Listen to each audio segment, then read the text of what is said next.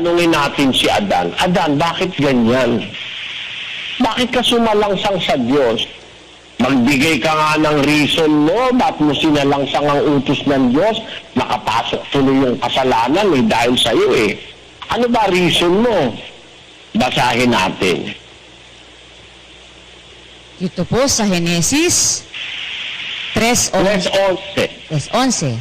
At sinabi niya, sinong nagsabi sa iyong ikaw ay hubad? Nakakain ka ba ng bunga ng punong kahoy na iniutos ko sa iyong huwag mong kanin? At sinabi ng lalaki, ang babaeng ibinigay mong aking kasamahin ay siyang nagbigay sa akin ng bunga ng punong kahoy at aking kinain. Ayon, aking kinain. Kinain niya talaga. Bakit, Sis Luz? Binigay po sa kanya ni Eva, kinain na po niya. Bakit niya kinain? Gusto po niyang kainin. Bakit niya ginustong kainin? Sumalangsa nga po siya dun sa utos ng Diyos sa kanya na huwag siyang kumain nun. Alam mo, may papakita ko sa iyo, Sis Luz. Si Brad may lang kakausapin ko dahil ano ito maselan to, hindi mo alam ito Sis Luz Gagmel. Opo, kapatid na Eli. May asawa ka, di ba? Opo. Mahal mo asawa mo? Opo.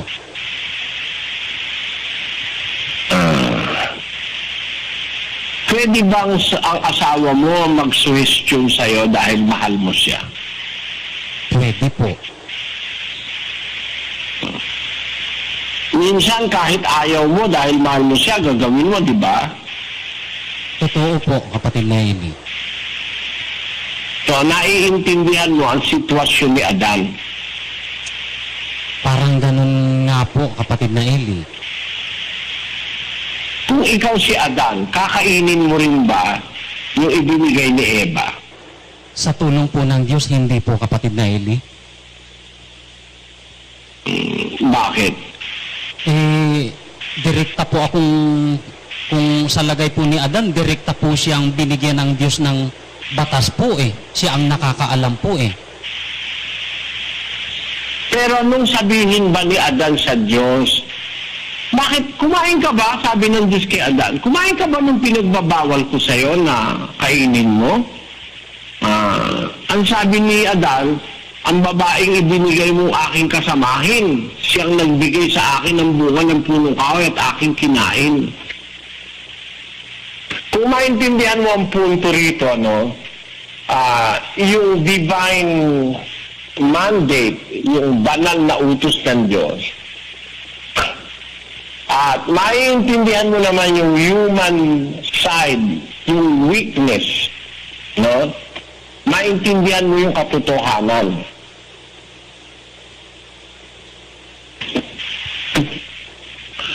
Kaya tayong human, tayong mga tao, dinidisiplina tayo ng Diyos para huwag manaig sa atin yung weakness ng human part of our being. The divine must be over and above the human that is in us. There is a pinch, or there is a part of our being that came from the divine, yung espiritu natin. Meron namang part of our being that came from the soil of the ground, yung ating laman, yung ating flesh. Dapat ang makapanaig sa atin bilang tao, yung galing sa Diyos, hindi yung galing sa lupa. Yung espiritu ang dapat manaig, hindi yung laman.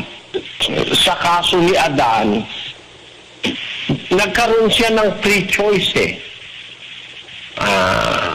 maliwanag ang isip niya nung bigay sa kanya ni Eva yon. Nasa isip niya, sabi ng Diyos, wag akong kakain ito sabi ng Diyos yun. Alam ni Adan yun at that moment, wag akong kakain. Pag kumain ako nito, mamamatay ako. Dahil dun sa laman na naramdaman niya yung pagmamahal niya kay Eva, kinain niya. In spite na nasa kanya na yung isip na pag kumain ako nito, mamatay ako eh.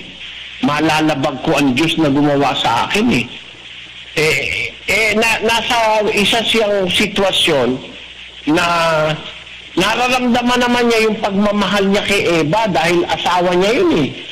Kaya alam niyo mga kapatid, yung pag-aasawa, delikado yan eh. Pag hindi mo natutunan yung gagawin mo pag may asawa ka na, ay marami na po ako nakitang napahamak dahil sa asawa, nakairal yung impluensya ng babae. Yung impluensya ng babae na naig. Kaysa manaig sana yung impluensya ng Diyos, pinanaig yung impluensya ng asawa. Alam niyo, ang may mga impluensya, tatay, nanay, asawa, kapatid, yan ang may mga impluensya sa tao. Kaya sinabi ng Diyos, ang umiibig sa ama, sa ina, sa kapatid na lalaki, sa kapatid na babae, sa asawa, nang higit sa akin, ay hindi karapat-dapat sa akin. Yan mga diwa yan eh, mga espiritu, na pag pinagsama-sama mo sa isip mo, makakakita ka ng bagay na napakaganda eh. Alin yun? Na po pwede, ang impluensya ng asawa, ang impluensya ng ama, ng ina, ng kapatid, ng kaibigan, nakaka-impluensya yan sa tao. Pero dapat sa ibabaw ng lahat ng impluensyang yan, kailangan manaig sa atin ang impluensya ng salita ng Diyos. Naintindihan mo yun, Sis Luz? Opo, maliwanag po, naintindihan po namin. Paano nakapasok ang kasalanan sa sanlibutan? Sa pamamagitan ng isang tao, si Adan. Paano nakapasok? Hindi naman nadaya si Adan. Hindi siya nadaya, kundi kusang loob niya na sinalangsang ang utos ng Diyos dahil sa pakikinig niya sa mahal niyang asawang si Eva. Naintindihan mo? Tama. Na ito naman pinakinggan niyang mahal niyang asawa, hindi naman galing sa kanya yung kanyang gusto. Nadaya naman siya ni Satanas. Nadaya siya. Nung oras na pinapakain niya si Adan, hindi naman niya idinadamay si Adan nun eh. Nasa ilalim siya ng impluensya ng pagkakadaya ng demonyo. Halimbawa, ikaw, Sis Luz, pinakakain kita ng isang bagay na lason. Kung hindi kita dinadaya, kakainin mo ba? Hindi po eh, kung alam ko pong lason yun, ba't ko kakainin? Pero pwede mong kainin pagka hindi mo alam, dinadaya lang kita. Pwede Tama. po. Tama po. At pwede mo namang ibigay yun kung may asawa ka sa asawa mo dahil nasa impluensya ka lang naman ng pagkadaya eh. Hindi naman na ibig sabihin nun, dinadamay ni Eva si Adan eh. Otherwise, kung alam ni Eva yun, lalabas mas malaki kasalanan niya kaysa kay Adan. Tama po, alam niya na palang lason, bakit niya ipapakain? Hindi nga po niya alam na... Dapat wala siyang pagmamahal sa kanyang asawa, tama? Tama po. Pero nung ibigay niya kay Adan, nasa impluensya siya ng pagkadaya ng Diablo. Pero at that moment in time, walang impluensya kay Adan ng pagkadaya ng Diablo. Maliwanag sa isip niya, bili ng Diyos yun, huwag kang kakain yan. Huwag kang kakain. Walang pagsalang mamamatay ka pag kinain mo yan. So nung gawin niya yun, sumalangsang siya talaga sa kanyang own free will, sinalangsang na ni Adan ang kautusan ng Diyos. Kaya nakapasok sa pamamagitan niya ang kasalanan. Naintindihan mo, Sis Luz? Opo, naintindihan po namin. Yun po. Naintindihan mo, Brad Mel? Opo, awa ng Diyos po, ang liwanag na po nito sa amin, kapatid na Eli. Ano yon? Ito pong ginawa po ni Adan talaga. Kaya pala ganun po ang pananalita po ni San Pablo nga sa Kapitulo 5, talatang 12 po ng Roma, na pumasok ang kasalanan sa sanglibutan sa pamamagitan ng isang tao. yung tao po na yan, si Adan nga po yan. Kaya ganun po ang nangyari na nakapasok yung kasalanan sa sanglibutan sa pamamagitan ni Adan. Kasi nga po, itong si Adan po, kapatid na Eli, hindi naman po siya nadaya, kaya po siya nagkasala eh. Ano po yung kanya? Outrust.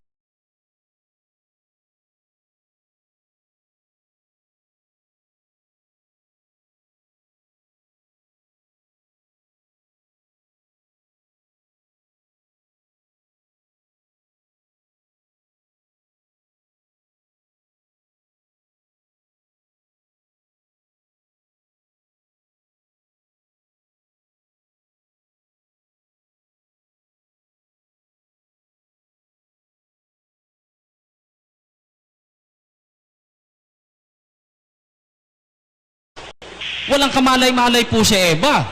Pero dapat, si Adan po na nakakaalam ng direkta pong utos po sa kanya ng Diyos, dapat siya na po yung humarang po doon kapag... At that instance, kitang-kita mo, hindi ka magiging liable kung hindi mo sariling desisyon eh. Ate mo si Eva, hindi siya liable masyado kasi nanloko lang siya, nadaya lang siya eh. Kaya nagiging liable ang tao. What makes us liable for our actions is that we in our own free will, with our mind in us, with all our faculties working, if we are at our own free will, sumalangsang tayo sa Diyos, yun dun ini-impute sa atin ng kasalanan. That is the point wherein as sin is imputed upon us, when in a situation our mind is clear, we know the law, and we chose to disobey the law by our own free will, there is where sin is imputed by God unto us. Naintindihan mo, Sis Luz? Opo, Brother Eli, yun po. Naintindihan mo ba yung Brad Jerry, yung pinag-uusapan natin? Opo, kapatid na Eli, dahil sa impluensya ng babae, bagamat alam ni Adan na bawal kainin yun, sumalangsang siya sa utos ng Panginoong Diyos. Sa kanyang sariling kagustuhan. Opo, sa sarili niyang kagustuhan. Tama ba yun, Brad Jerry? Tama po, kapatid na Eli.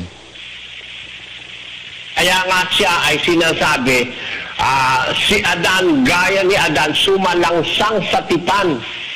Teka muna, ano ba yung sinalangsang ni Adan at tipan, Sis Luz? Ang alam ko po, yung tipan na yun na sinabi ng Diyos sa kanya, na wag siyang kumain nung bunga ng punong kahoy na ipinagbawal sa kanyang kainin. Alam mo, ang tipan hindi nabubuo kung hindi nag-a-agree ang dalawang parties. Kaya nagkakaroon ng tipan, nagsumang-ayon pareho yung nagtitipan. Kaya nga sa tawag sa magkasintahan, magkatipan eh. Ano ang pinag-usapan nila? Mahal kita eh. Ikaw ang aking mahal, ikaw lang ang mamahalin ko. Sabi ng babae, totoo ba yan? Oo, text man, ikaw lang mamahalin ko. Hanggang sa dulo lang, walang hanggan. Hanggang matapos ang kailan paman. Ikaw ang siyang mamahalin at lagi na susuyuin. Manalig kang di ka naluluha giling. Ayon, hanggang sa dulo ng walang hanggan. Hanggang matapos ang kailan paman. Ikaw ang siyang mamahalin at lagi na susuyuin. manalig ka, di ka naluha,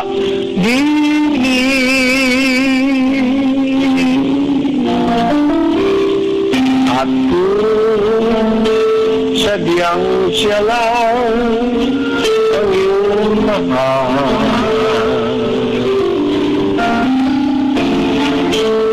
asahan mo ako'y di hadlang,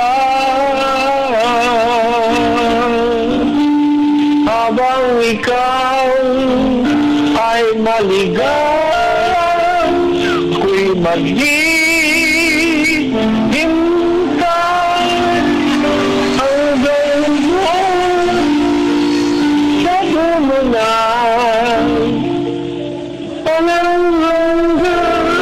Ngayon, ngayon, may nagkasundo, sinabi sa'yo ng lalaki, pumayag ka naman.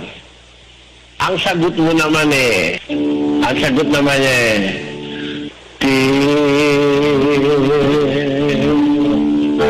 the moon deserves the sky, till all the seas run dry. Till then I'll worship you.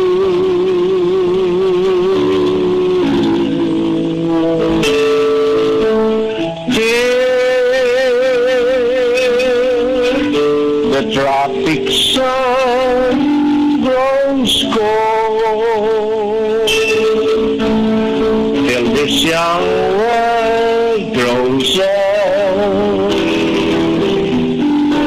My darling, I'll adore you. You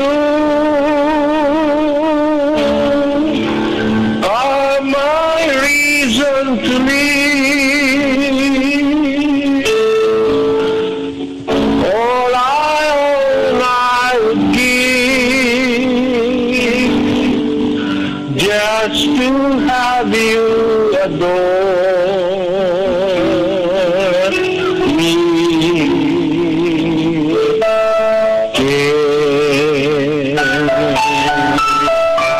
The rivers flow upstream till lovers cease to dream. Till then I'm yours, be mine. Ano ngayon yan? Nagkasundo yung dalawa. Nagkaroon ng tipan. Ang tawag sa kanila ngayon, magkatipan. Yon. Sa English, sweetheart. May mutual understanding. Parang si Jose at saka si Maria. May mutual understanding pa lang sila, di pa nga sila nagsasama eh. Yon. Doon nabubuo ang tipan pag sumang-ayon ng isa't isa.